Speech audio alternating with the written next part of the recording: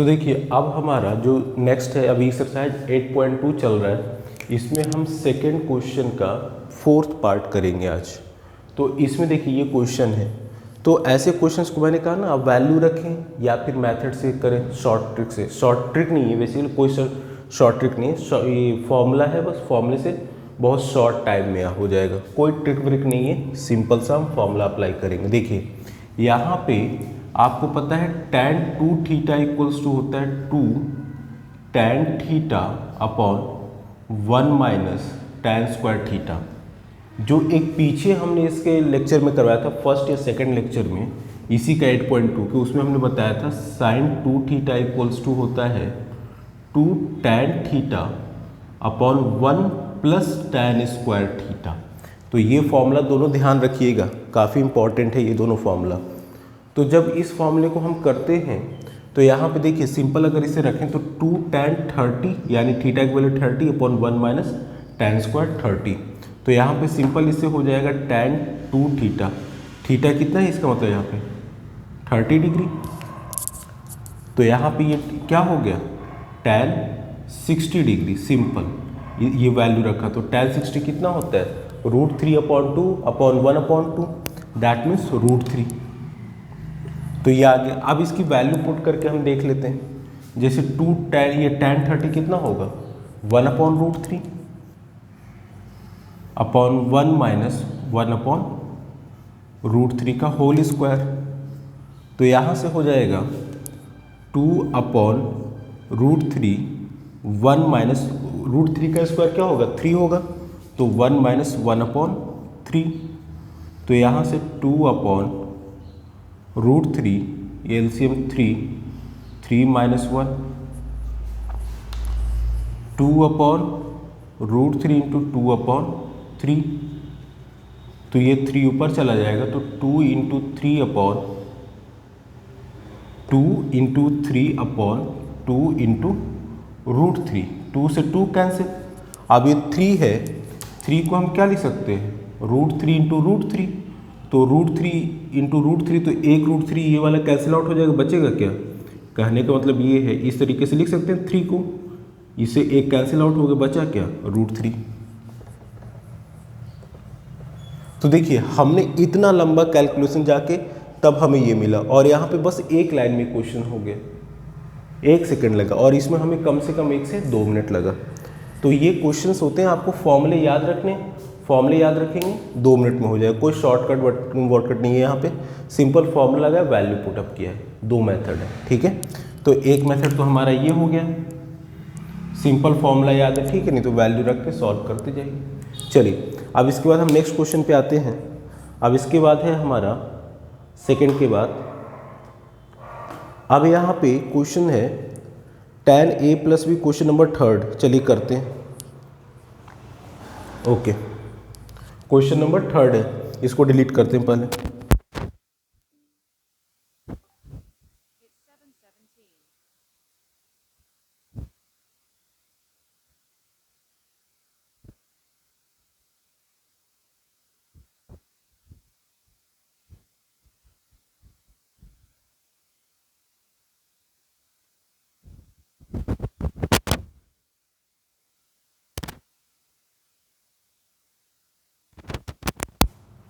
Question number 3 में है tan a plus b equals to √3।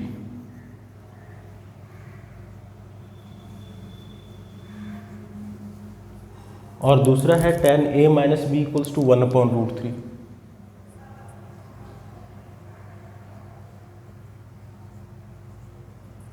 ये है। तो यहाँ पे कह रहा है find a and b, a और b की वैल्यू फाइंड करनी है, ठीक है। चलिए भाई करते, देखिए tan a प्लस बी है, a प्लस बी को अगर हम थीटा मान लें तो tan theta equals to basically √3 हो गया ना, और √3 किसकी वैल्यू होती है 60 की। तो दैट मीन्स हम लिख सकते हैं tan theta equals to tan 60। तो थीटा इक्वल्स क्या हो गया 60 डिग्री, और थीटा हमने क्या माना था a प्लस बी को। दैट मीन्स यहाँ पे ये लिख लेते हैं where theta equals to a plus b. तो a प्लस बी की वैल्यू कितनी आ गई 60 डिग्री आ गया। अच्छा, अब इसी तरीके से इसको लेते हैं, tan a minus b equals to 1/√3 है।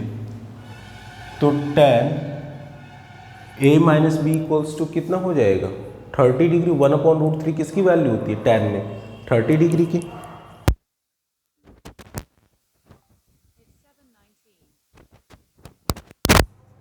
तो यहाँ से हो गया a minus b equals to 30 degree. ठीक है, तो एक इक्वेशन आपका मिल गया a minus b equals to 30 और एक मिल गया a plus b equals to 60। इसको हम इक्वेशन 1 मान लेते हैं, इसको इक्वेशन 2 मान लेते हैं। अब हम एडिंग इक्वेशन 1 एंड 2, तो a plus b equals to 60 था, तो इन सबको ऐड करते हैं, तो a plus b plus a minus b equals to 60 plus 30। b से b कैंसिल, तो क्या हो गया 2a इक्वल्स टू 90 डिग्री, तो a इक्वल्स टू 45 डिग्री। तो यहाँ से a की वैल्यू कितनी हो गई, 45 डिग्री हो गई। अब यहाँ पे अगर a की वैल्यू 45 होगी तो किसी में भी वैल्यू हम मान लीजिए इक्वेशन 1 पुट कर रहे हैं, तो यहाँ पे है 45 डिग्री ये a की value plus b equals to 60, तो b इक्वल्स कितना हो जाएगा 60 minus 45 degree, that means 15 degree. ठीक है, तो यहाँ पे देखिए आपकी वैल्यू आ गई, एक b की वैल्यू 45 और b की वैल्यू 15 और a की वैल्यू 45, और आपको यही a और b एंगल फाइंड करना था। तो ऐसे क्वेश्चंस में आपको पहले वैल्यू पुट अप करना होता है, ठीक है, और उसके बाद ये करते हैं। अब इसी तरीके से आपका है कि बताइए sine a plus b equals to sine a plus sine b equal है क्या। चलिए देखते हैं, चेक करते हैं।